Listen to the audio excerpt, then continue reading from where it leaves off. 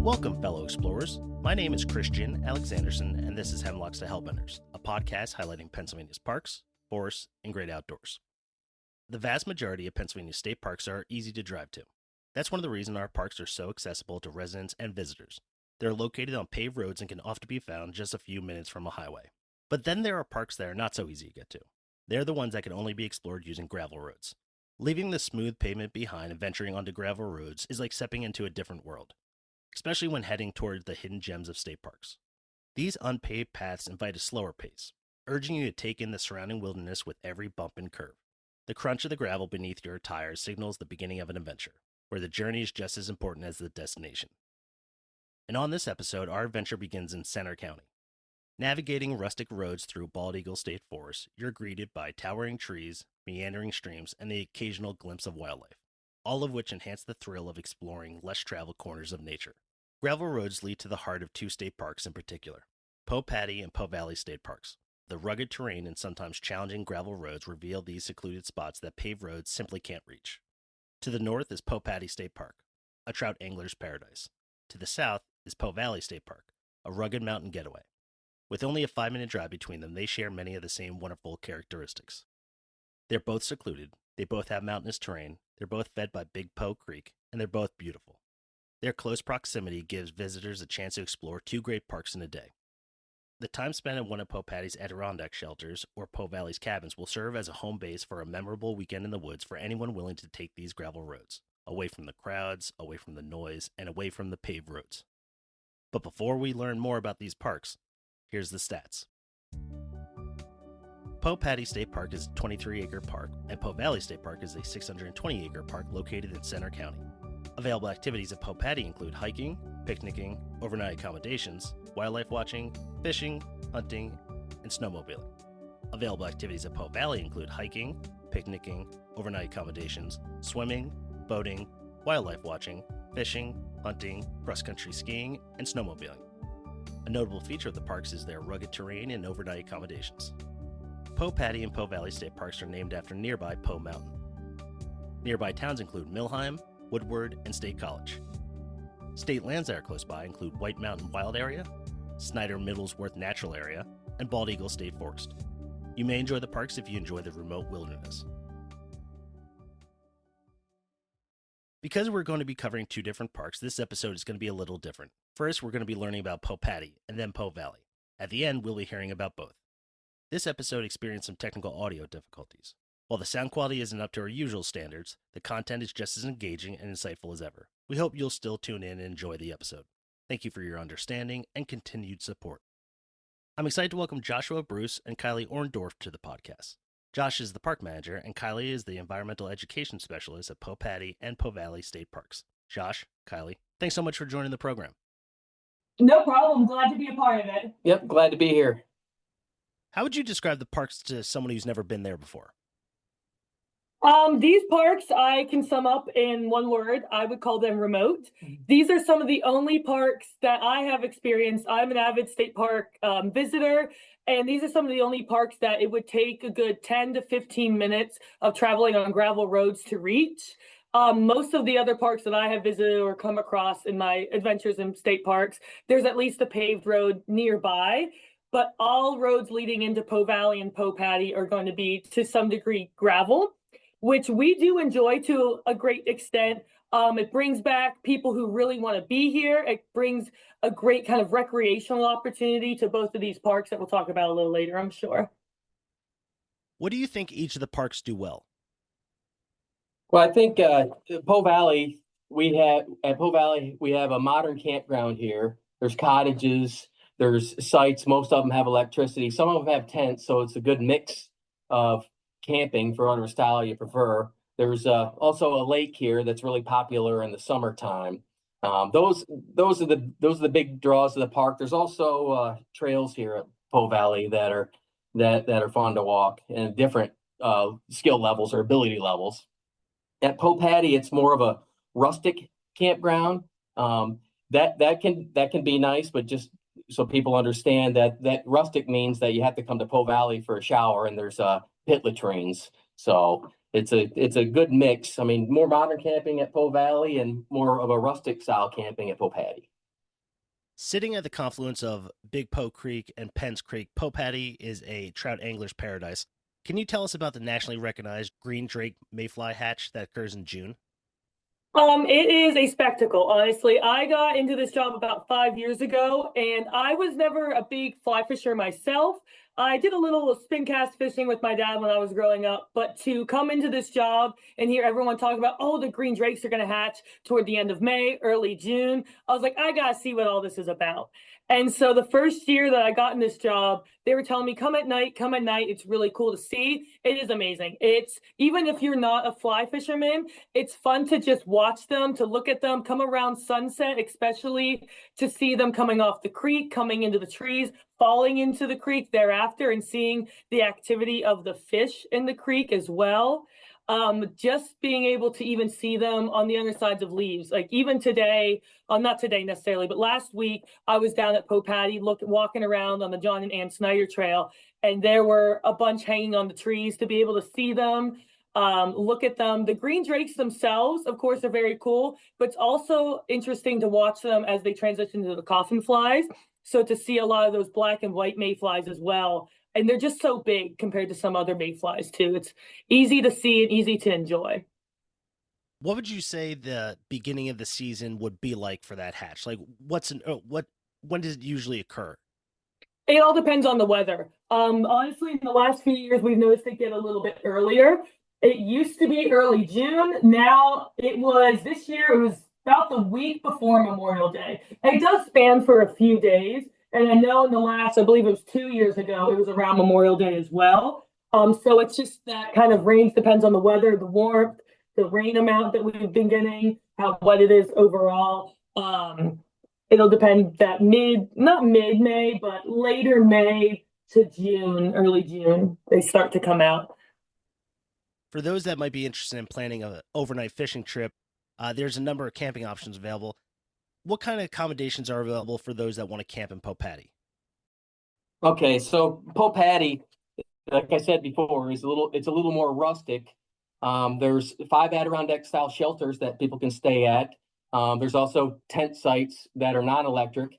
And we also installed about a third of the park is electric at Poe Paddy now, especially our C loop that can accommodate bigger campers. So again, it's a wide variety. If you rather tent camp, we have that. If you want full on modern style camping with electrical hookups, we can also accommodate pretty large campers for that as well. A portion of the 327-mile Midstate Trail goes through Poe Paddy. What will people see if they want to hike just a portion of the trail in and around the park? Well, you'll get a nice feel for all of the Midstate Trail. It's very rocky in the areas around Poe Valley and Poe Paddy, especially if you take it from Poe Valley here. You have to take Hunter's Path to get up on top of the ridge. That section I haven't done it myself, but I hear that section is very rocky. So it's going to be very similar to most of Pennsylvania, most of the Midstate and other areas of what I've experienced. One of the really unique areas, though, of the Midstate Trail, right after Poe Paddy, as you continue, I believe it's north, you are going to pass through the Poe Paddy Tunnel, which is a very unique experience. You're not going to find a tunnel like that anywhere else on the Midstate Trail. Let's talk a little bit more about the Paddy Mountain Railroad Tunnel. What is it? What is it like there? It's an old logging tunnel. It's been since converted into a hiking trail. It was completed in the late 1800s, 1880-ish. It was kind of abandoned for a while. Recently, in 2015, there was forestry did a rehab project on the tunnel, which basically encased the tunnel. And while they were doing the work, they noticed there was it's pretty interesting side note about the tunnel, that it's they found native brown bats, all sorts of variety of bats actually that weren't being affected by the white nose syndrome. So as you're walking through the tunnel, it's a cylinder, but above it there's a 5-foot space for hibernating bats, which is pretty interesting as you walk through that. That it protected those species, and that when they did the whole redesign of it, they had to do that just to protect those bats. They were only allowed to do we were only worked on it in the seasons when they weren't hibernating, say May through early fall. So that's pretty interesting fact about the tunnel. To add to that a little bit, historically, that railroad tunnel was part of the Lewisburg-Tyrone Railroad. Up until that 1880 point when they started building this railroad between Tyrone and Lewisburg, Poe Valley itself was nearly inaccessible. There were people that came back here. Daniel Musser was the owner of most of the land at the time. He owned it 1865 through 1888.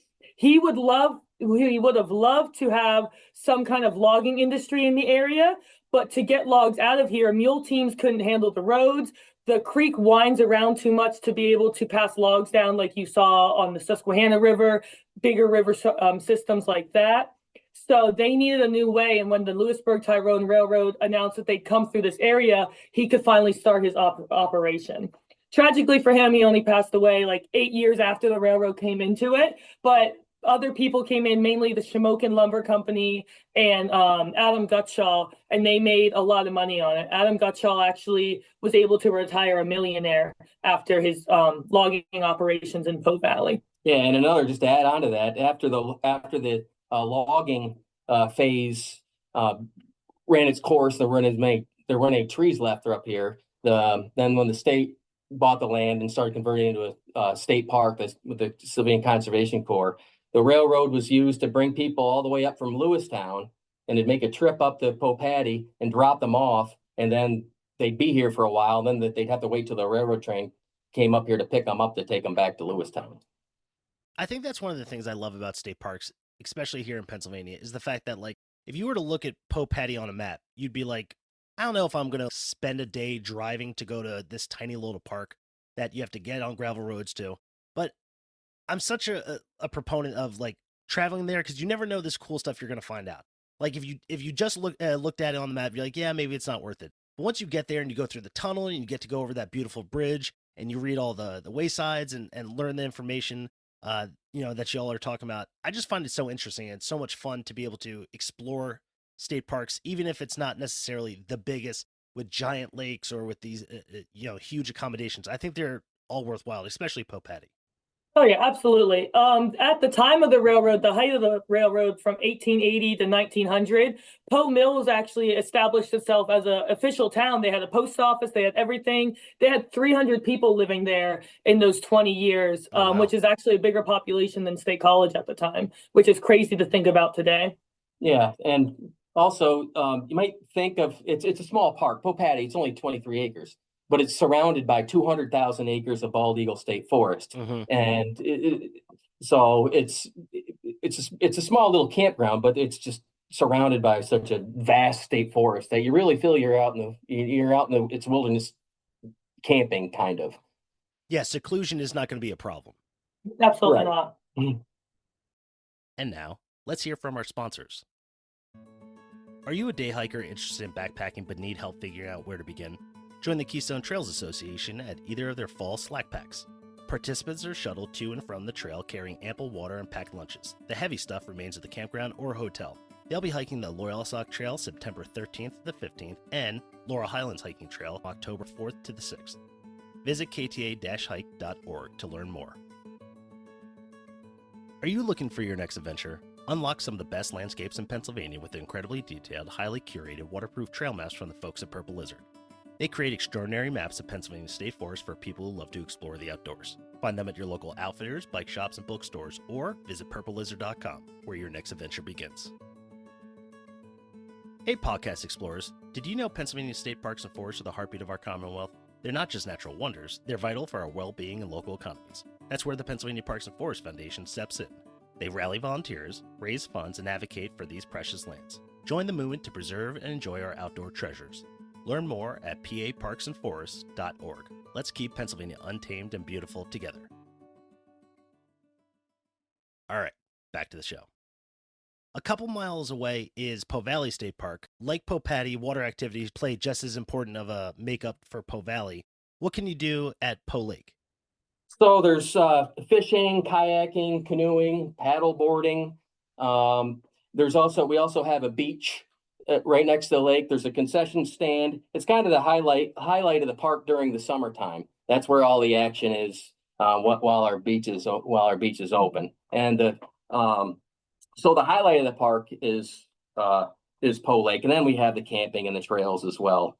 In my experience as the educator here, I will say Poe Lake being about 25 acres, it's almost the ideal size lake for someone like me, especially doing introductory kayaking programs. When we get out in the water, we take a lap around. We talk about a few things as we're out there, but it takes about an hour. Anything less, you're like, why did I even get the kayak out? Anything more, you're kind of like, okay, I'm getting a little tired of this. So I think it's the perfect size lake. I see a lot of local people as well getting out in their kayaks, their paddle boards, whether they're fishing or just enjoying a peaceful day here on the water. It's a very nice, serene experience as well. You don't get large, massive trucks driving by. You don't get, well, hopefully, speeding cars driving by. And so it's just a quiet lake overall. Poe Lake is popular for warm and cold water fishing. What sort of species can be found in the lake? There's trout, mainly rainbow trout, golden rainbow trout. Those are typically stocked here a couple times in the spring, once in the fall. In my fishing experience here, we've caught some yellow perch, some largemouth bass, some chain pickerel. There was a time that they did electroshock Poe Lake as well, and they were able to find some American eels. Most likely when nearby Collier Lake was drained, they had to move the fish somewhere, and they most likely came from there. I personally don't know if they're still here or not. I haven't heard many reports of them, so unknown at this time, but mainly warm water fish, yes. For those that plan on a relaxing beach day at Poe Valley, what sort of amenities and concessions are available? Okay, so we have a concession stand at Poe Valley. It's your typical concession stand: food, hot dogs, hamburgers, chips, ice cream. It's stand. Billy Joe is the operator, or that's her name. She operates the concession stand. She's been here for a lot of years. She runs a really outstanding concession stand. I mean, it's clean. The food's great. If I go down to the beach and I count, say, 100 people at the beach, she'll have 200-300 sales. I mean, she does such a good job that people come back and forth. I think some of them eat all 3 meals at the concession stand. So it's your typical concession stand food, but you go in there and you look in there, it's spotless, it's clean. She does a great job. We're fortunate to have her. So that's basically your typical concession stand with an outstanding concessionaire. She does sell these kind of foods, but she also does, if you're camping in the area, she does some miscellaneous goods like lighter. You forgot some silverware. You forgot some goggles for swimming. So she does a little bit of everything, because being back here so far, you get back here, you really don't want to have to drive out for just a lighter. You don't want to have to drive out even for firewood. She sells firewood and ice, and she does do boat rentals as well. So she has a good, nice fleet of kayaks, canoes, paddle boards, or pedal boards, I should say. And if you wanted to go out in the lake just for 30 minutes or so, you don't want to haul your own back here. She does a great job with that. The park is also a great place to have a picnic. Where can people picnic in Poe Valley? Well, okay, so we have there's one reservable picnic pavilion, and then there's another pavilion that's first come, first serve. And we also have picnic tables with charcoal grills set throughout the park. So there's plenty of opportunities for picnics for sure. There's also a number of camping and cottage sites that you can reserve. What's available there? We have there's four cottages. 3 of them are camping cottages. They have electricity in them. And then we have a deluxe cottage which has a kitchen in it. Now there's not water or in any of the cottages, but it's close nearby. We have a modern restroom with flush toilets and showers and all that. So 3 camping cottages, 1 deluxe. And you also have trailer sites, is that right? Yes. Then there's can't remember the exact number, 47 campsites with electricity, and some of them don't have electricity. Most of the park now we're dog friendly. 2/3 of the park allow pets. Okay. As somebody who has a lot of friends with pets that are always asking me where they can camp, that's I'll be sure to tell them Poe Valley. Yeah, for sure. There are about 3 miles of trails in Poe Valley, the longest of which is the Nature Trail. Tell us about what people will see if they take that. One of the things I really like on the Nature Trail is that it has a very diverse arrangement of habitats. Depending on which side you start, if you start on the lower end, well, I guess the more northern end, the side closer to the creek from the office, you're going to follow along that creek for a while. You'll see a lot of that kind of stream habitat. You'll get some rhododendron here and there. You'll see a lot of trees following over the stream. It's a nice, quiet, kind of peaceful trickle as you go along. As you come around the bend and you start to go up, or if you come down on that side of the trail, you'll get more of that rocky, mountainous kind of habitat. You're going to get a lot of mountain laurel. So throughout the year, you'll get a kind of array of wildflowers along the nature trail. In the spring, you're going to get some of those pink lady slippers. Early to mid-June, you're going to get a lot of mountain laurel. That's honestly one of the best times to come see the nature trail just for that. In the spring, again, you also get a couple vernal pools along this trail too that you can kind of check out, look as you go by. Fall time, you will see a lot of those changing colors. There's a lot of deciduous trees along this trail. Poe Valley's hiking trail system connects to the extensive trail network of Bald Eagle State Forest. What can hikers expect from the landscape, and do you have any forest trail recommendations? You can expect steep trails if you are coming exactly from Poe Valley and you're trying to get out into the forest. A lot of our trails that come from Poe Valley into the forest are going to be straight up the mountains, whether it be Deep Low Place or Hunter's Path. Some of the trails up out there, though, I would highly recommend Tower Trail, whether you get to it from the park up Deep Low Place or if you drive out to the trailhead. That's a nice, peaceful kind of trail. One I would not necessarily recommend in Poe Valley area would be, unless you're looking for a challenge. Now, some people do like the challenge. It would be Loggers Path. So that's near the park. I think it's just outside the park boundary, but it is very steep on both sides, especially the southern side. I know when I experienced it myself, I kind of was hands and knees crawling up it. But hey, some people really like that. If that's what you're into, all power to you.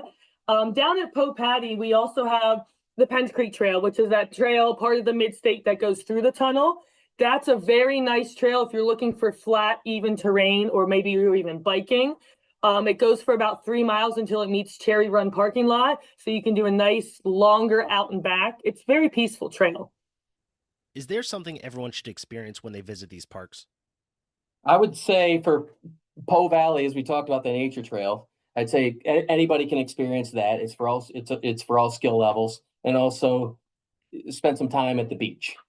For Poe Paddy, it's a railroad tunnel again. If a visitor has a weekend to explore the parks, what do you recommend they do? I would recommend going to that tunnel, going down that Penns Creek Trail. If you're into fishing, whether it be fly fishing, try your hand at Penns Creek, or you're more into that lake fishing, try your hand at Poe Valley. There's a few options for everyone. Definitely try out that nature trail here at Poe Valley. It's only about a mile. It's not steep. There are some rocky spots along the way that aren't necessarily ADA, but it's at no point super steep and unmanageable for most people. Let's say a person is just driving through the area and they only have a couple hours. What do you think they should see? For Poe Valley, I would stop at the beach, check that out. I also even like, if you literally only have a few minutes, I would personally go to the boat launch on the opposite side of the lake from the beach house. That I think is one of the best views of the lake. If you have a few more minutes, I would go out. You can walk on the breast of the dam here at Poe Valley as well. Take a nice little walk, whether you park on the upper road or you park at the office and you just walk along the lake. Check that out. Check the breast of the dam out. That is the original dam structure that the CCC put in 90 years ago. So it's a very interesting feat to see it still operating and still well maintained as it is today. For Poe Paddy, I would say go down to the train tunnel again. That's one of our best things, and it doesn't take long. If you drive all the way down there, you can park on the other side of the bridge, walk across that bridge, walk into the tunnel, say, cool, I've seen it, and then you can kind of head out. Now, this is an opinion question. When do you think is the best time to visit the parks? I like the summertime, but we have something going on each season. Spring it's when the real park really comes alive with trout season, and people start returning back to the park. Our campground opens. It's for the first couple of weeks of trout season. It's real busy here. That's a good time to see it. And of course, the summertime we have the beach. That's when we really come alive. The beach will be packed on a hot summer day. There might be over 200, close to 300 people on the beach at a time. In the fall, things slow down a little bit, but we're still open for hunting season. And then also when the leaves start changing, we get some traffic for that. Wintertime, the roads leading to Poe Valley aren't plowed in the wintertime, the whole thing. But these last few winters, you're able to access the park with it because we haven't had much snow anyway. But so our campground closes after rifle season. But so you just have to come up for a day trip because of the campground is closed in the winter. Personally, for me, I think it's going to depend on what you want out of your camping experience. For families looking for a lot to do, I would come in that summertime. They're going to have a lot more time with kids out of school. Maybe parents can take a little longer vacations. Come in that summer, there's lots to do. The concession stand's open again for that really good ice cream. And there's just, again, a plethora of things to do. If you're looking for a little quieter of a time, I recommend fall. You'll get that nice leaf peeping. Spring does get busy with a lot of fishermen, so it's quiet, but it's still a little busy. So if you're looking for quiet time in these parks, I would come in the fall. What sort of events and educational programs are hosted at the parks? Every weekend in the summer, I, as the educator, will do a lot of public programming. I typically do one Friday night when people are coming in. I'll usually do a beach house table on Saturday afternoon to really get that crowd that came to the beach on Saturday. I usually do an event Saturday evening and then maybe one or two programs at various times on Sunday. So I really aim my public programming for the weekends when the most people are here. We do typically have a CCC Legacy Day event toward the end of July. And that's where a lot of people get together. We talk about what the CCC was, what they did for our park here. And it's just nice to reminisce. It started as a reunion of those CCC veterans from this camp. But as we've lost these veterans over the years, it's become more of a legacy discussion. We also do put on Bonfire on the Beach, a nice big kind of hoorah for the end of the summer. Our concessionaire closes that next day, so she runs a lot of specials that day. We do some raffles throughout the day. I typically in the afternoon will do a couple games for the kids, and then we light the bonfire on the beach toward sunset. Yeah, that's the Sunday before Labor Day. That sounds awesome. I love a good bonfire on the beach. Mm-hmm. What do you love most about the parks? I think, especially today, because it's recording this, it's 70 degrees, the sky's blue, sunshine, no wind. I think for that, I don't think there's any more beautiful place on earth than the Pennsylvania State Park on a day like this. It revives the soul. I think that's fundamentally human soul, is to have outdoor experiences and enjoy nature as God created it. For me, what I love about these parks are a little twofold. I love the views, I love the opportunities, and working here, I love the people that I work with. The people that we see and the people we encounter are people who want to be here. They want to enjoy the peace, the remoteness of these parks. They want to get out on a trail. They want to experience the park for what it is. And I really enjoy the people that I encounter here and just the beauty of these parks. Do you have any tips for people who are planning on visiting the park, or any suggestions that might make their visit as enjoyable as possible? I do. A few things that I've learned over my 7 years of being here is that some people, they don't quite understand that there's no cell service here. So understand that there's no cell service. It can have its pluses and minuses. When you're camping, I kind of like it with no cell service, but I understand people are becoming accustomed to cell service. And when you're coming to Poe Valley, Poe Paddy, just realize that the trails or that the roads are gravel. So make sure that your spare tire has air in it. It's inflated. And I'd say as you're coming here, follow all the road signs. The GPS might take you on forestry roads that are really rough. So we've got really good road signage. Just follow those when you get here. And I'd say when you're here, attend an environmental education program.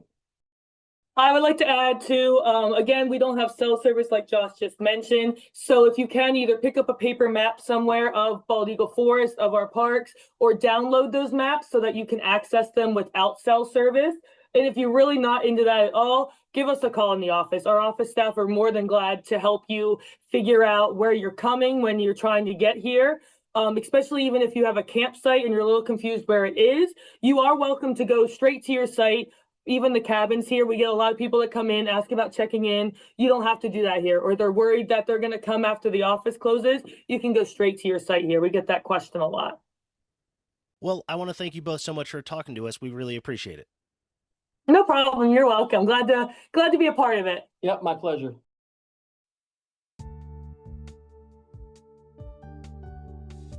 I want to thank my guests Joshua Bruce and Kylie Orndorff for joining the podcast. Be sure to follow us on Instagram and Meta for more information about upcoming episodes. You can support the podcast by buying merch at hemlockstohellbenders.com, or you can click support this show in the podcast description to provide a monthly donation. If you're a Pennsylvania business interested in advertising with the podcast, email us at hemlockstohellbenders@gmail.com.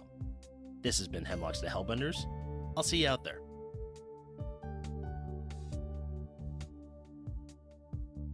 Hosting, production, and editing by Christian Alexanderson. Music by John Sauer. Graphics by Matt Davis.